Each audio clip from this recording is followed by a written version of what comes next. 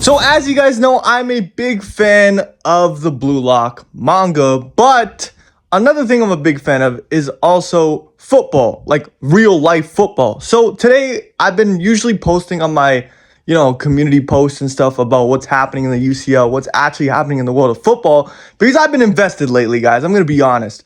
And so I thought it was a good idea, with the UCL semifinals coming up and with my team actually participating in that.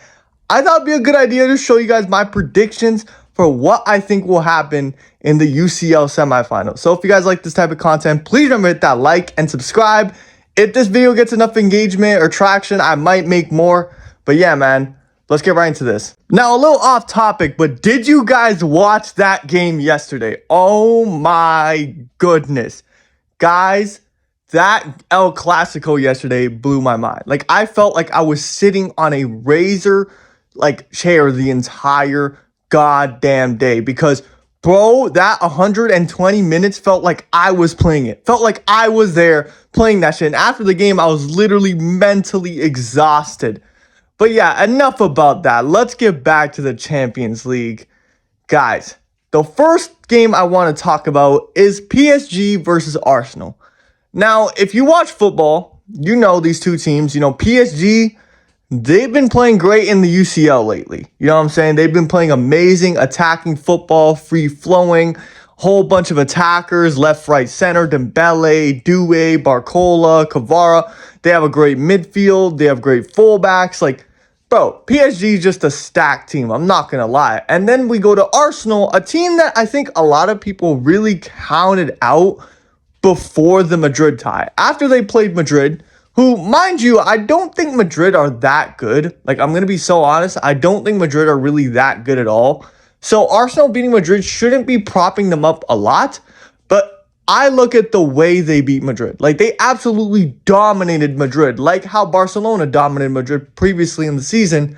Only this time, it's Madrid had no answer. Madrid literally looked like a deer in headlights. They did not know what to do with that low block. Arsenal's defense is their main thing. And this tie ultimately comes down to an amazing defense with Bukayo Saka up top versus an amazing offense with Marquinhos in the back. So, I don't know, man. This is a very, very interesting tie. I feel like Arsenal have the tools to beat PSG. And I don't just say that off of nothing. I think Arsenal's midfield is very physical. I don't know if that'll play a factor in them beating PSG because PSG have probably the second best midfield in the entire world with Vitinha, Neves, They have the second best one. The best is, of course, Barca. But either way, they have a very solid team top to front. But I think PSG's weaknesses were exposed in that tie against Aston Villa. Because if you see, Aston Villa, once PSG got comfortable, Aston Villa pounced, and they pounced hard. And we know, even in the first leg, look at Aston Villa's first goal. They literally went in, absorbed pressure, and then what did they do? To take that first 1-0 goal lead, they hit them on the counter, beautifully executed counter, and then they score. Just like that, make it 1-0.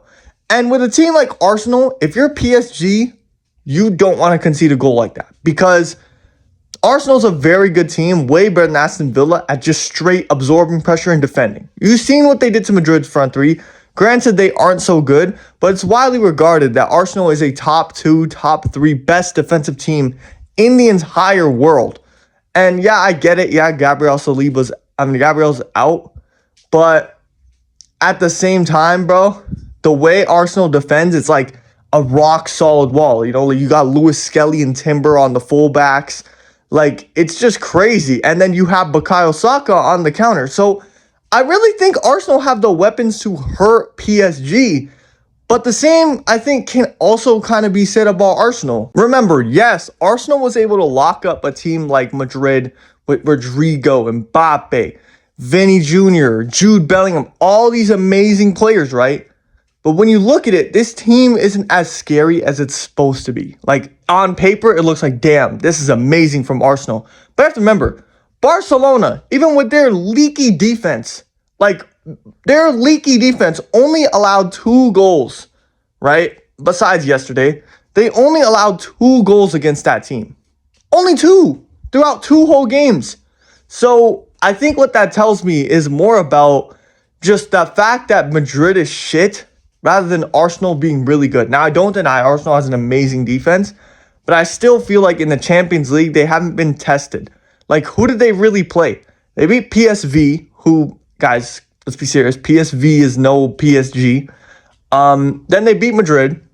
Amazing win, but Madrid's attack isn't that good, so I can understand why they would lock them up. And then in the Prem, they beat Man City badly. I remember that.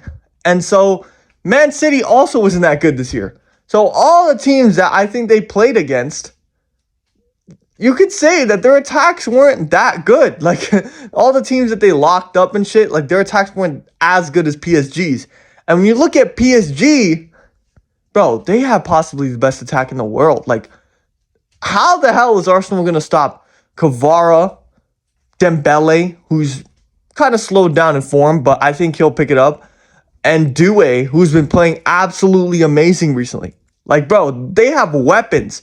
On top of that midfield, who come down to me, I think that this first leg is going to be decided by whoever wins the midfield battle. It's going to be between Declan Rice, Odegaard, and Vitinha and Neves.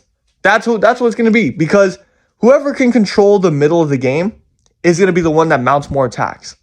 And I feel like in Arsenal's case, the first leg's at home. You want an advantage at home going away. That's just the given. Like, for Arsenal, I would try and get a 2-goal lead before going away in the second leg, because you already know, man, like, PSG, you're not going to shut them out completely, especially at home. So you need at least a 2-goal lead in that first leg. And for that, you need to control the midfield. Now, the big question is, can they control the midfield? And guys, I'm going to be honest, I don't know if they can, to be honest. Like, Arsenal have shown amazing midfield thing with Real Madrid again, but Real Madrid isn't a very, they're not a very organized team down there. Like, their midfield is all over the place sometimes. So I don't think it's a big feat if they can control the midfield on Real Madrid. Now, of course, Declan Rice has been in amazing form. He's been playing great. But again, Real Madrid midfield is not Vitinha, Neves, Fabian Ruiz. Like, that's just not that. So yeah, overall, my prediction for this first leg, I can see a 2-1 win for Arsenal. Now, the reason I say this is I think Arsenal is going to go into this game knowing the importance that, we need to get a lead here. Like, if we do not take a lead back away, it's going to be crazy, because this team can really attack. And I do not see a world where Arsenal scores 2 and PSG can't even score 1, whether it be on the counter or anything. So I'd say 2-1 first leg victory for Arsenal. Moving on to the second game, FC Barcelona versus Inter Milan. And I'm going to be honest, guys, I was a little scared of Inter Milan when I first drew them in the tie, because I'm going to be so serious. This team counters us on every front. But there was one thing that changed my mind on them, and that was the fact that Inter Milan actually haven't been that perfect. Like, in the Champions League, if you look at it at face value, right, they've been amazing. They've only conceded probably 3 or 4 goals. You know what I'm saying? But then if you look at their league form, it hasn't been that good. Like, they just got knocked out and dominated by AC Milan the last day. Come on, that AC Milan team is nowhere near good enough to even make the UCL semifinals. So I really do think that this Inter Milan team isn't as perfect as people say they are. On top of that, if you look at their last game against Bayern could have advanced there.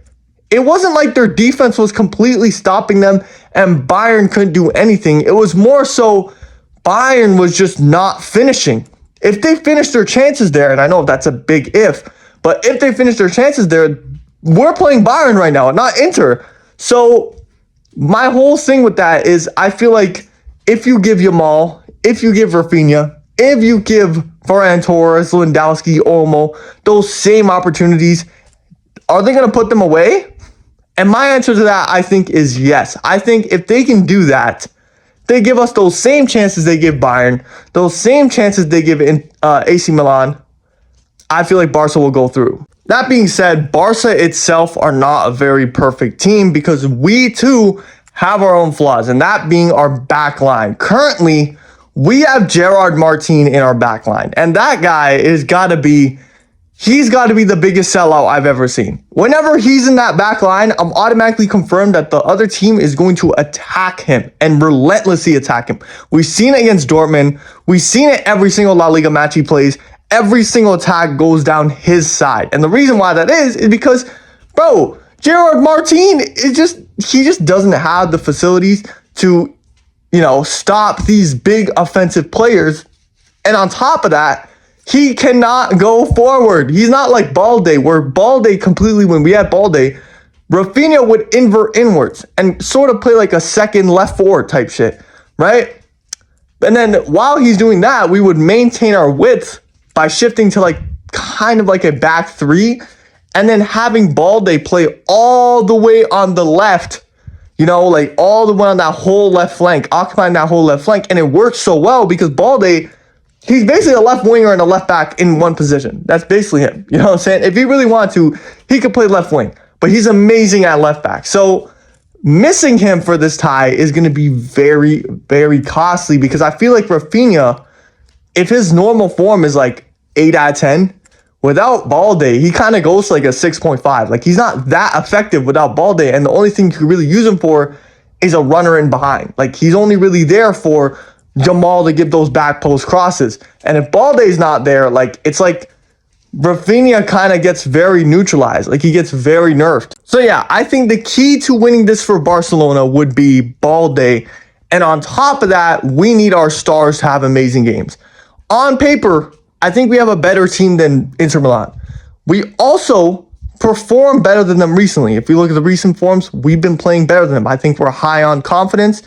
But the main thing we need is for Pedri and Lamine Yamal to show up in this game. Our two best players. We need them to come in and deliver a shift. And I don't really have a doubt that Lamine Yamal will, but Pedri is a doubt because, yes, Pedri has been our most consistent player this entire season. But I just read a quote on Twitter where he said he was super tired in that second half against Madrid. And that makes perfect sense. Like he was losing the ball a lot, and we literally just played 120 minutes of football. So, I mean, Pedri might even go into this game even more fatigued. And that's not a good thing, because if Pedri's fatigued, this team doesn't really work that well. So we really need Pedri and Lamine Yamal to be on their A game. I need Pedri to dominate that midfield, and I need Lamine Yamal to absolutely cook whoever's on that side for Inter Milan. We have to also remember that Marcus Thuram, one of Inter's most important players, are actually out right now. They're not confirmed to be playing for the first leg. So listen, I think for this game, we need Balde to play because he just provides that extra width. And on top of that, bro, Inter's going to be pressing. He can break down that defense with his insane dribbling and also make Rafinha level up a little bit because Rafinha really needs support on that left side, bro. Gerard Martin, he's making Rafinha turn to a deep lying winger where he's not like that. Rafinha needs to be the one making runs in behind, basically like a left forward. So that's why people are saying, oh, his form is dipped. He hasn't been playing that good. Bro, he's always been playing like this the entire year. It's just the thing is he had Balde there to help him out and actually play his role. Now he can't play his role because Balde's not there. So it's a whole role thing with Rafinha. I'm completely confident that when Balde comes back, he's going to be back to normal. So what is my prediction for this first leg? I really do think, my optimism tells me that Barca can win 3-0. Inter's been in bad form. They're dealing with injuries just like us, and they're going to be tired. But the realistic me tells me that we will win 3-1. So let me know what you guys think down below in the comments. Am I right? Am I wrong? Would you guys like to see more videos like these? And if you guys like this type of content, please remember to hit that like and subscribe. Share to your friends, whoever hasn't been watching my content or likes to see this. But yeah, man, I hope you guys all have a great day, and goodbye.